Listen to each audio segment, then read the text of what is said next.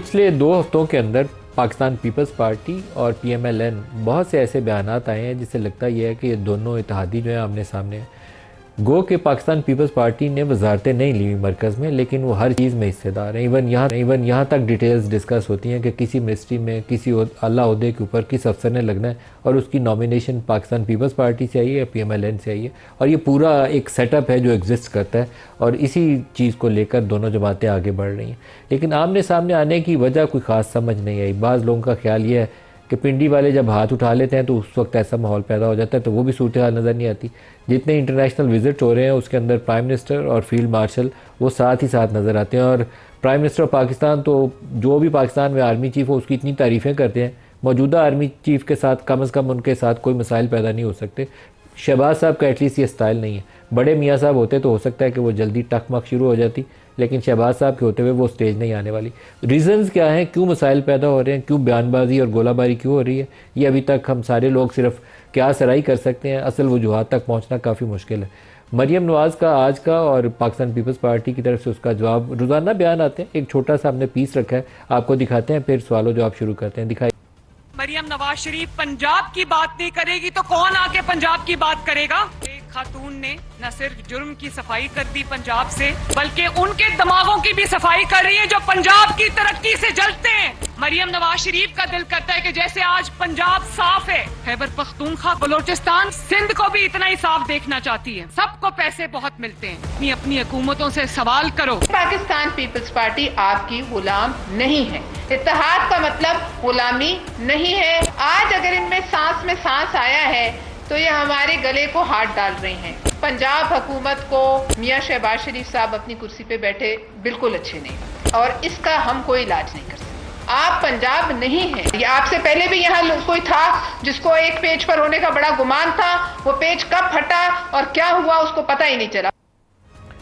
राना सनाउल्लाह मावन खसूसी हैं सियासी अमूर के वज़ीर आज़म के और सैनेटर भी हैं। आपको खुश आमदीद कहते हैं प्रोग्राम में। और शर्जील इनाम मेमन साहब वज़ीर इत्तलात सिंध हैं हमारे साथ कराची से, और बैरिस्टर उमैर न्याजी साहब पाकिस्तान तहरीक इंसाफ से हमारे साथ हैं लाहौर स्टूडियो से। सबको प्रोग्राम में खुश आमदीद कहते हैं। राना साहब, ये इशू क्या है पीपल्स पार्टी के साथ? कोई इशू नहीं है।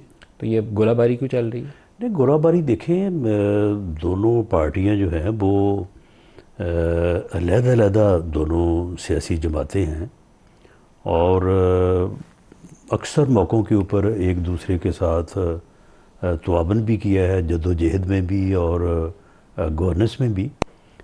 लेकिन अक्सर औक़ात एक दूसरे के मुखालफ रही हैं, मुखालफ इलेक्शन लड़े हैं। यानी वो मुखालफ सियासी जमातें ज़रूर हैं लेकिन दुश्मन नहीं है। दुश्मन सियासी जमातें नहीं हैं।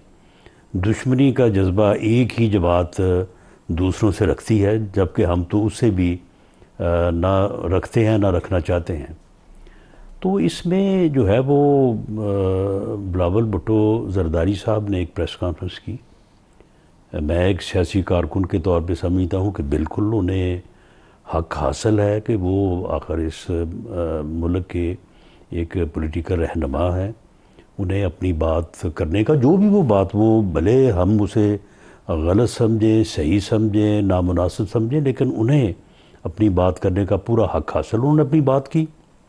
उन्होंने सैलाब से मुतल्लक, सैलाब ज़दगान की मदद से मुतल्लक बात की, जो कि वज़ीर आला पंजाब मरियम नवाज शरीफ साहबा को अच्छी नहीं लगी, नागवार गुजरी। शुरू तो उसी से हुआ। उनका उन्होंने जवाब दे दिया।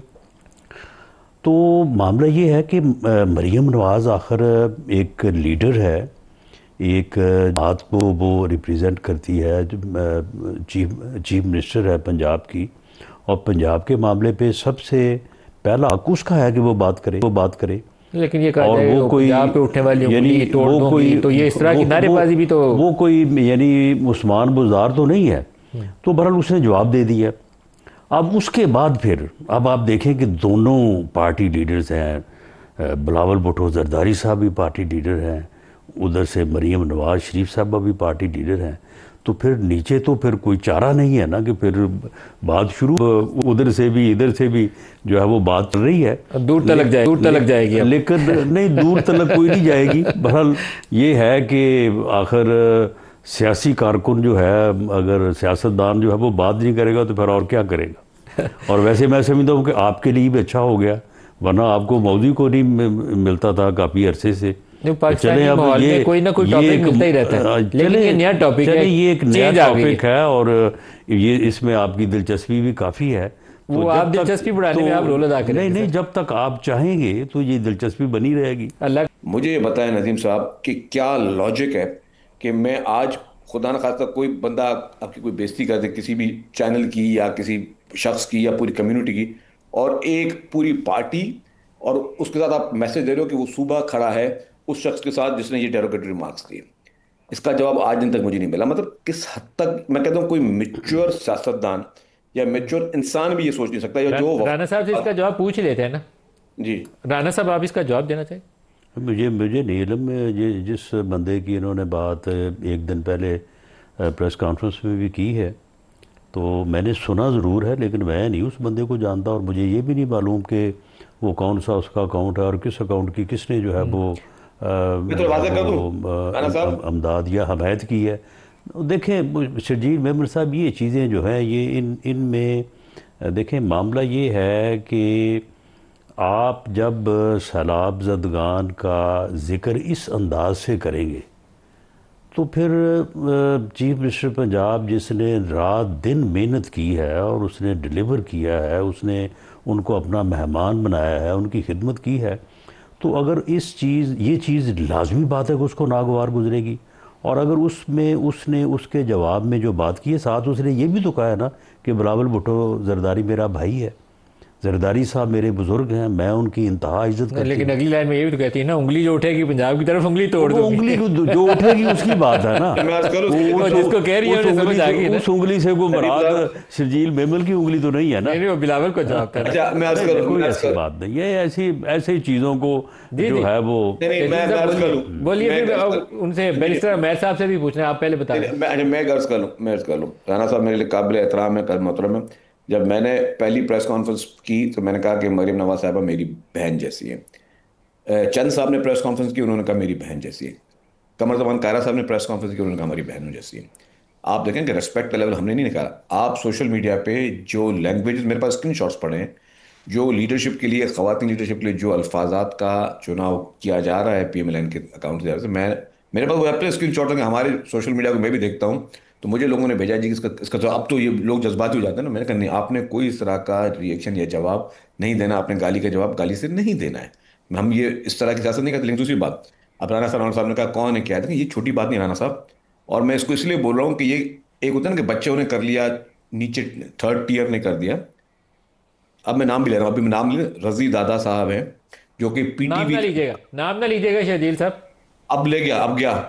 अच्छा, PTV ना ले, अच्छा सुन तो ले, मुनासिब नहीं है सर। मुनासिब इसलिए कि देख मेरे बताएं नदीम साहब, PTV का मुलाजिम था, उसने रिमार्क्स में हमारी अपील किए बगैर, अता तारड़ साहब का मैं शुक्रगुजार हूं, उन्होंने उसको उस नौकरी से बर्खास्त किया, क्योंकि उन्होंने समझा कि वो शख्स उस चीज़ के लायक नहीं था, ठीक है ना, जिसने इतने गलत और इस तरह की लैंग्वेज इस्तेमाल की है।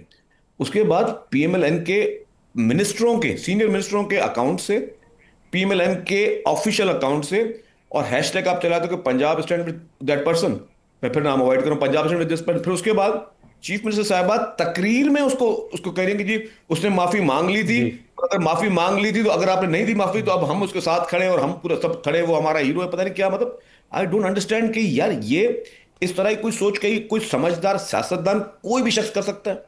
मतलब कोई, ये तो हमने माजी में देखा था कि गाली देने वालों को भी इनाम मिलते थे, लेकिन आप यहाँ पे एक शख्स जो कि पूरी आपको, या आप एक नफरत की एक शुरुआत नहीं है। मतलब मैं नदीम साहब, आपने भी, मैं समझता हूँ आप एक फेयर बात करेंगे कि अगर चले एक पार्टी को भी गाली देता ना, ये लीडरशिप को देता, वो अलग बात है। एक शख्स बोलता है जी पूरी एक कौम के लिए कि जी ये लोग बुरे लोग हैं, ये गंदे लोग हैं, उनके मजाक उड़ा रहा है और बोले मरो डरो। नहीं सर, वो ये कहने की गुंजाइश ही नहीं है, ये कहने की गुंजाइश ही नहीं है। आप मेरे भाई हैं, सारे सिंध में बसने वाले, KP में बसने वाले, बलूचिस्तान में बसने वाले, अगर एक शख्स पंजाब में बसने वाले हमारे भाई, ये कह ही नहीं सकते सूबे के लोगों को और सूबे की पूरी कौम को गाली दे और एक दूसरा सूबा कहे ही स्टैंड विद हिम।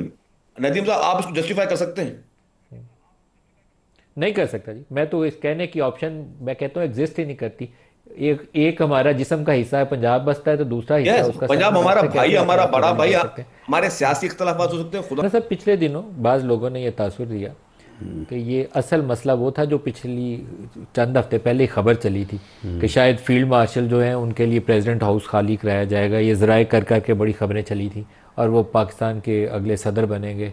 असल मसला वो है, शहबाज साहब डिलीवर नहीं कर सके, इसलिए ये सारा शोर शराबा चल रहा है। बहरहाल इसकी तरदीद जो है वो रेलेवेंट क्वार्टर से भी हुई है, आप क्या कहते हैं? और जो आर्मी चीफ हैं फील्ड मार्शल आसम मुनीर साहब, उनका कोई पर्सनल एजेंडा नहीं है, और कतन ये बात गलत है कि उनके कोई इस किस्म के इरादे या कोई इस किस्म का एजेंडा है कि वो जहाँ पे हैं वो वहाँ से जब भी उनकी मुद्दत या उनकी मियाद ख़त्म होगी वो घर जाएंगे। वो किसी प्राइम मिनिस्टर हाउस या प्रेसिडेंट हाउस में आने का कतन कोई इरादा नहीं रखते। और मैं समझता हूँ कि इस वक्त मौजूदा जो पॉलिटिकल लीडरशिप है उसे इससे इस्तेफ़ादा करना चाहिए, और उन्हें टेबल पे बैठ के अपने सियासी मसले जो हैं उनको रिज़ॉल्व करना चाहिए, और रिज़ॉल्व करके आगे रास्ता जो है वो बनाना चाहिए। उस तरफ से कोई मुदाखलत नहीं होगी, बल्कि अगर ये पॉलिटिकल अपने इश्यूज़ को रिज़ॉल्व करें तो उस तरफ से कोई मदद ही होगी। कोई किसी किस्म की जिस तरह से पहले होता रहा है ऐसा कोई अमल नहीं होगा। बड़ी कैटेगोरिकल स्टेटमेंट आपने दी। और नहीं, देखें, जिस दिन वज़ीर आज़म ने आज़ादी 14 अगस्त के मौके पे उन्होंने कहा कि आएँ, सबको कहा ना कि आएँ मिसाक के इस्तेहकाम पाकिस्तान करें, तो उनके साथ कौन बैठे थे? सारी अस्करी क़यादत जो है वो बैठी थी।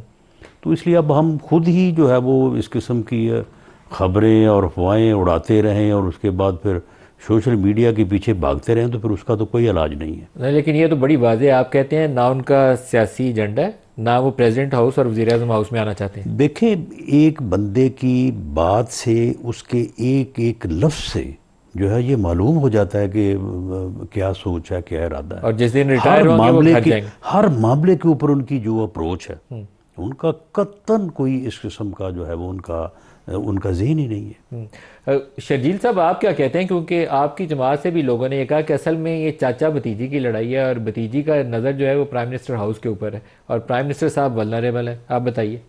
दो चीज़ें।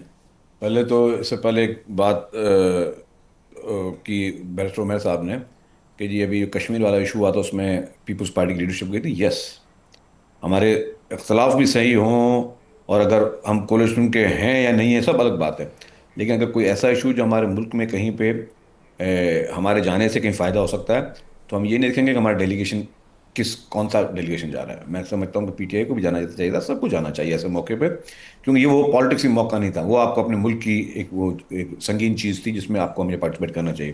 दूसरी आपने बात की चाचा भतीजी, देखें जी ये मैं नहीं कह रहा, मैं भी अपनी प्रेस कॉन्फ्रेंस में मैंने ही ये बात कही थी, मैं कह भी रहा हूँ, वैसे मैं कह रहा हूँ कि जी प्राइम मिनिस्टर साहब पूरे पाकिस्तान के प्राइम मिनिस्टर हैं, तो क्या वजह है कि जब वो सिंध में आते हैं तो चीफ मिनिस्टर उनको रिसीव करने जाते हैं, वो खैबर पख्तूनख्वा में जाते हैं तो उनको चीफ मिनिस्टर रिसीव करते हैं, बलूचिस्तान में जाते हैं तो चीफ मिनिस्टर रिसीव करते हैं, जब पंजाब में जाते हैं तो चीफ मिनिस्टर साहबा उनको रिसीव नहीं करती। एक क्वेश्चन मार्क तो है भाई, क्या वजह है कि आप उनको आप प्रोटोकॉल देने के लिए भी तैयार नहीं, आप समझते हैं कि वो उसके भी वो नहीं है कि उनको आप प्रोटोकॉल दें। पर आज देखा नून लीग में किसी ने कहा कि वो मसरूफ़ होती हैं, तो हर बार वो मसरूफ़ होती हैं, क्योंकि प्राइम मिनिस्टर साहब तो हर हफ्ते जाते हैं जहाँ तक मुझे पता है, तो हर बार वो इतनी मसरूफियत होती है कि वो प्राइम मिनिस्टर की चचा रिश्तेदारी सब अलग बात है, लेकिन जो प्रोटोकॉल आपके ख्याल में क्यों नहीं रिसीव करती वो उन्हें?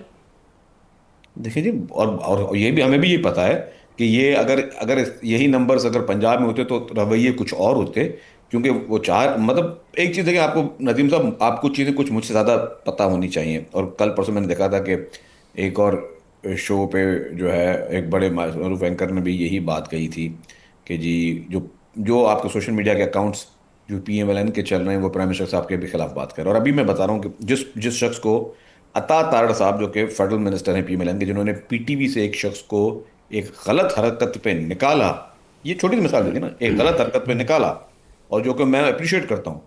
अगर मेरे किसी गवर्नमेंट ऑफिस का कोई शख्स किसी भी मेमन साहब, लेकिन सीधा सवाल है, क्या मरियम नवाज शहबाज शरीफ की जगह लेना चाहती हैं?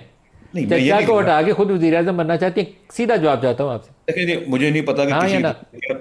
देखें, गैब का इल्म सिर्फ अल्लाह को पता है, किसी के दिल में क्या है मुझे नहीं पता, लेकिन मैं सिर्फ एक बात कह रहा हूँ कि ये अगर अता तारड़ साहब ने एक शख्स को गलत हरकत पे निकाला पीटीवी से, तो उसके लिए अगर पूरी एक पार्टी, उसी वही पार्टी और वही पार्टी और वही उसी पार्टी के जो आपकी चीफ मिनिस्टर साहबा और वहाँ के मिनिस्टर्स और पूरा सूबा कह रहे कि we stand with this man, इसका मकसद क्या हुआ?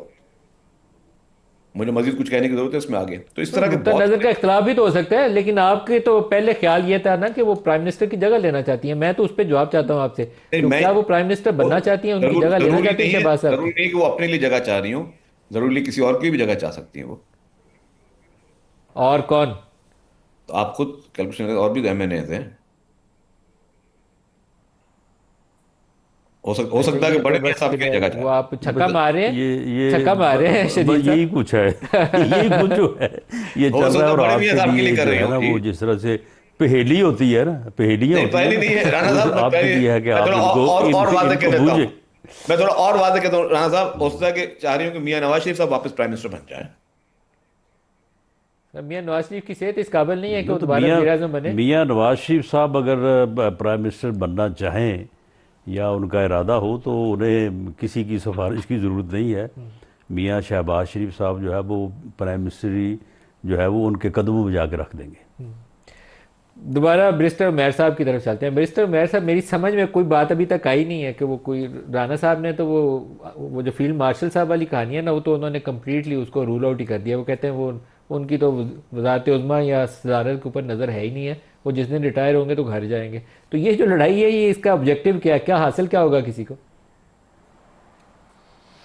देखिए, राणा साहब ने तो ख़ुद फैसलाबाद में तकरीर की थी, उसमें मरीम नवाज़ को कहा कि फ्यूचर में वज़ीर आज़म होंगी। तो लड़ाई की तो बीज वहाँ भी तो बोया गया है ना। अब बात तो है बिल्कुल कि होगी, एक क्यों नहीं एग्रीमेंट होगी में भाई? साथ इकट्ठे चल वो रहे हैं। हमारी फ्यूचर लीडर है। इसमें कोई शक है? नहीं, फ्यूचर अब प्राइम वही मिनिस्टर वही देखे हैं। ना, भाई बात अगले ये है पिच कर रहे हैं, कि शी इज द अगले फ्यूचर ऑफ पिच कर रहे पीएमएलएन। हैं बिलावल को। राणा साहब देखो अब जो सीनियर लॉट है वो ज़्यादा से ज़्यादा 1-2 इलेक्शन और लड़ लेगी, और उसके बाद फिर नए लोगों ने आना है। राणा साहब शहबाज कम साहब से को तो कम रिटायर हो जाना चाहिए। राणा साहब कम से कम इस टेन्योर की गारंटी तो दे दें। नहीं चले, अभी जितनी उनमें हिम्मत है ना, अभी जितनी उनमें हिम्मत राणा साहब इस टेन्योर की है, उस तो हिसाब गारंटी से दे तो दें। लगता है कि अभी वो कम से कम एक इलेक्शन तो और लड़ेंगे। एक इलेक्शन और लड़ेंगे। अच्छा, बैरिस्टर उमैर साहब का जवाब अधूरा रह गया। बैरिस्टर उमैर साहब, यहाँ बारी का भी रौला है, अगली बारी किसकी आनी है उसका भी रौला है। देखिए, वो बहुत बारी के मेजर उम्मीदवार रोल है, तो क्योंकि उमैर रियाजी साहब भी देखिए हैं। जिस हिसाब से चल रहे हैं, नहीं देखिए, वो देखें सारे ही कंटेंडर्स होते हैं। इमरान खान साहब, ज़ाहिरी बात है, एक चीज़ को आए करके ही ये इलेक्शन लड़ा था, और अगले हम इन्विजिट करते हैं कि इलेक्शन फेयर हो तो क्यों नहीं इमरान खान की बारी आएगी। मगर देखें मसला क्या है, ये इत्तेहाद जो बना था इमरान खान के ख़िलाफ़, ये सर्टन टर्म्स पे बना था। अब इसमें मेन लड़ाई क्या है? देखें जिस तरफ ये आ नहीं रहे, ये देखें PMLN का ग्रज क्या है। एक पंजाब वाला तो नुक्ता नज़र छोड़ दे, वो एक चले तंग नज़री से ही जो मामला, ये किस तरह से देखते हैं कि पीपल्स पार्टी आईनी ओहदे एंजॉय कर रही है, बर्डन नहीं ले रही। बर्डन सारा हम पे पड़ रहा है, पॉलिटिकल कैपिटल हमारा एग्जॉस्ट हो रहा है, जो हर्जा सराई हो रही है हमारी हो रही है, हर जगह हम लेट डाउन हो रहे हैं। तो उस चीज़ में अब वो नहीं आ रहे, तो ये अब एक नया डायमेंशन शुरू हो गया, और अब भी लड़ाई यही है। और अब भी आप देखेंगे कि ये लंबा नहीं चल रहा। बुनियादी तौर पर देखें, अगले पीपल्स पार्टी की अपने चेयरमैन के लिए पूरी कोशिश है, इनकी कोशिशें पहले ही वक्त से पहले यहाँ हो गई हैं, और अंदर भी जो फॉल्ट लाइन्स है वो वाजे हो गई। जो शर्जील भाई बात कर रहे हैं, ये कोई जो है ना हकीकत से दूर की बात नहीं है, क्योंकि देखें अगर फर्स्ट चॉइस PMLN की होती तो वो कभी भी मियां नवाज शरीफ से पीछे ना हटते। मगर जिस तरह के इलेक्शन रिज़ल्ट आए, जिस तरह से चीज़ें दिखाई गई, वो सीधा सीधा दरवाज़ा अगले को दिखा दिया गया, और मजबूरन मियां साहब को बाहर जाना पड़ा। और वो कोई वॉलंटरीली नहीं बाहर बैठे, उन्हें भी इस चीज़ का दुख है, और वो दुख काफ़ी हद तक जो है ना दिल पे ले गए, जिसकी वजह से जो है ना सेहत वाले मामलात और ये चीज़ें कह रहे हैं। अल्टीमेटली देखें, सियासत का फील्ड है, टग ऑफ वॉर है, ये टग ऑफ वॉर नहीं है। मगर मसला ये है कि ग्राउंड रियलिटीज़, राणा साहब ने तो बड़े ही जो है ना तर्जुमानी अच्छे तरीके से फील्ड मार्शल साहब की कर दी। मगर देखें अल्टीमेटली देखें इन्हें जोड़ा किसने हुआ है? इन्हें एक काइनेटिक फोर्स ने जोड़ा हुआ है। वो काइनेटिक फोर्स इन्हें दूर नहीं जाने देती और इकट्ठे बिठाया हुआ है। मगर देखें पॉलिटिकली इन्होंने देखना है कि ग्राउंड पे स्पेस इनकी नहीं बन रही, और जब भी देखेंगे इन्हें यकीन हो जाएगा, इलेक्शन करीब आएगा, आप देखेंगे ये बिखर जाएंगे दोबारा से।